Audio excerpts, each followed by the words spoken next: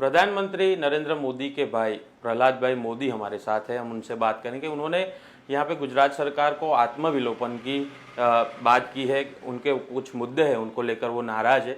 तो क्या है उनकी बात, उनसे ही करते हैं। तो क्या चीज थी जिसके लिए आपको ये आत्मविलोपन की बात करनी पड़ी? नरेंद्र भाई मोदी मुख्यमंत्री थे तब गुजरात में राशन प्रणाली में आमूल परिवर्तन करने के लिए उन्होंने अपनी दृष्टि को आगे बढ़ाया। उन्होंने बायोमेट्रिक कार्ड बनाए। बायोमेट्रिक कार्ड बनाने के लिए सब कार्यवाही सरकार ने दूसरों से करवाया, कार्ड बनाए, डेटा कलेक्ट किया और सब काम दूसरों से किया। हमने किया नहीं और हमने लिख के मना कर दिया था कि मेरा दुकानदार ये काम नहीं करेगा, क्योंकि कभी कभी लांछन हमको लगता था कि ये गलत कार्ड बना दिया। अब गलत कार्ड बनाने का काम हमने नहीं किया, जो किया है वो उन लोगों ने किया है। मेरी दुकान में तो माल नहीं है और स्टॉक रजिस्टर में मेरा माल बोलता है। ये कैसी विपरीत परिस्थिति! ये एक गंडू राजा टकेसिर भाजा वाली बात करती है। तो फिर मैंने उसका भी विरोध किया है कि ये परिपत्र रद्द होना चाहिए। मुझे कहा गया कि परिपत्र रद्द नहीं हो सकते, ऐसा है। तो मैं इन लोगों को ये पूछना चाहता हूं कि किसान के बारे में जब संसद ने 3 कानून पेश किए, उसको राष्ट्रपति ने साइन किया, आज वो कानून अस्तित्व में नहीं है। वो हो सकता है तो ये तो परिपत्र है, क्यों नहीं हो सकता है? आपको सरकार के पास क्यों जाना पड़ रहा है? क्या आपके घर पे ही जो व्यक्ति है नरेंद्र मोदी, वही पूरी सरकार चला रहे हैं? हमारे भाई ने 70 में घर छोड़ दिया है। वो भारत माता का लाल बन चुका है। हीराबा का लाल तो खाली कहने का रहा है। नहीं, पर परिवार का तो जो इमोशन होता है वो रहता है। नरेंद्र भाई परिवार के मामले में आते ही नहीं है। वो तो एक माँ है तो माँ को मिलने को आते हैं। बाकी हमारे यहाँ कोई अच्छा प्रसंग होवे, कोई बुरा प्रसंग होवे, कभी नरेंद्र भाई नहीं आते। वो बात ही खत्म है, परिवार वाली बात ही नहीं है। अच्छा। इसीलिए ये सोच हम नहीं करते कि हम वो भाई को कहेंगे हम काम कर देगा। अच्छा। आपने जंतर मंतर पर भी विरोध किया था दिल्ली जाके? मैंने विरोध नहीं किया है। अच्छा। मैंने मेरी मांगों के लिए बात की है कि मनमोहन जी की सरकार में जो हो रहा था, इसीलिए हमने उस टाइम ठाना था कि सरकार बदलनी है और हम सब लग गए थे सरकार बन, और भाजपा की सरकार बनी, लेकिन हमारी अपेक्षा के साथ बात नहीं हुई। तो आप जंतर मंतर पे विरोध करते, उसकी वजह पीएम हाउस जाके मिल लेते और उनसे अपनी राय रखते, तो वो सॉल्यूशन नहीं आ जाता? पीएम हाउस सब्जी मंडी थोड़ी है। हाँ, पर भाई को तो नहीं, ये बात ही गलत है। ये मैं स्वीकार नहीं कर रहा हूँ। हाँ, पीएम ऑफिस से न्योता आएगा तो हम जाएंगे। आता है न्योता? आज तक तो नहीं आया है, आएगा तब सोचेंगे। अच्छा, अभी गुजरात में चुनाव आ रहे हैं और आपका ये जो आपकी जो बात है, आपकी जो राय है, काफ़ी भाजपा समर्थक ये भी कह रहे हैं कि इसकी वजह से नरेंद्र मोदी जी की छवि खराब होगी, या ये पब्लिसिटी के लिए आप करते हैं? तो जो लोग कहते हैं वो आ जाए मेरे सामने, मैं उसको समझा दूं कि मैं गलत हूं तो बता दे।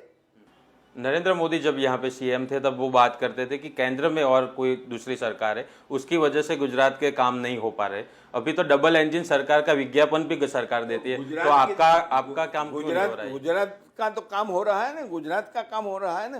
राशन दुकानदारों का काम नहीं हो रहा है, क्योंकि सरकार की निगाह में है कि सब गलत करते हैं, सब गलत। लेकिन गलत तो तुम्हारी सरकार के कर्मचारी करते हैं। हमें तो मजबूरन उसको चलाना पड़ता है। तो राशन विभाग भी गुजरात सरकार में ही आया ना? गुजरात सरकार में है, लेकिन करें क्या हम? हमारी रोजी रोटी है।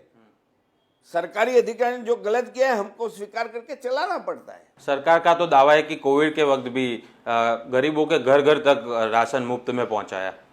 सरकार ने परिपत्र किया, जो काम किया है वो मेरे राशन दुकानदारों ने किया है। राशन दुकानदार के साथ जुड़े हुए कर्मचारियों ने किया है, अधिकारियों ने किया। और हमने और टोले में यदि कोविड वाला कोई व्यक्ति आ जाए, उसका भी हाथों हाथ कार्ड लेकर उसको माल दिया है।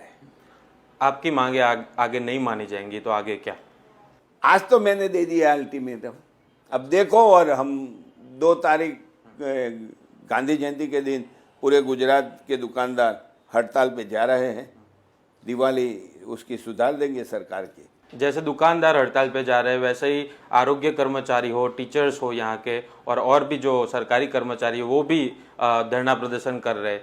तो अभी चुनाव भी आ रहे हैं, तो क्या क्या कहेंगे आप इसके बारे में? ये तो मौका है तो सब कुछ पाने के लिए करना ही पड़ेगा, क्योंकि तब तक तो कोई सुनता नहीं है। कहा जाता है कि पॉलिटिशियन की चाम जो होती है ना वो मगर की होती है।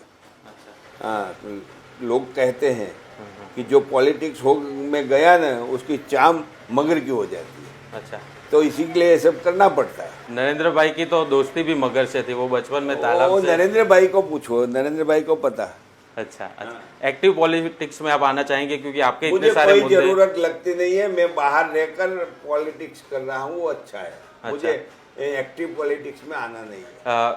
मतलब आपको किसी ने बोला कि आप आइए, टिकट और कोई पक्ष ने तो दूसरी पार्टियां तो कई दफे बोलती है, लेकिन मैं ये कौन बोलता है? मेरा बाप ने जो संस्कार दिया है, मेरी माँ ने जो संस्कार दिया है, इसके वजह से मैं एक काम तो नहीं करूंगा। मैं लड़ूंगा तो सामने ही लड़ूंगा, लेकिन उसके पीठ के पर वार नहीं करूंगा। हम किस पार्टी के आते हैं? कई है पार्टियां, आप वाला है, कांग्रेस वाले हैं, सब आपसे भी आते हैं। सब आते हैं। सरकारी अधिकारी आपकी बात नहीं मान रहे, आपने बताया, पर उनके आंख में तो एक डर रहता है कि प्रहलाद भाई मोदी नरेंद्र मोदी के भाई है, तो वैसा तो रहता होगा ना कि वो आपकी बात मान ले। नरेंद्र भाई ने आज तक किसी को फोन करके बोला तो डर रखने की जरूरत क्या? मैं तो न्याय के लिए लड़ रहा हूँ। मैं हाईकोर्ट में क्यों जाता था? नरेंद्र भाई थे, मुख्यमंत्री थे, तब भी मैं हाईकोर्ट में गया हूँ। क्यों जाता था? सत्य हकीकत के लिए, क्योंकि अधिकारी सरकार में बैठे हुए लोगों को सच्ची बात बताते नहीं थे अपने स्वार्थ के कारण। तो सच्ची बात बोले इसलिए मैं हाईकोर्ट जाता था, और हाईकोर्ट में मैं जीत के आता था। आप नरेंद्र मोदी को मिलते नहीं, पर पत्र तो लग के आप। नहीं, वो प्रथा है नहीं। मैं लिखने का आलसी हूँ बहुत।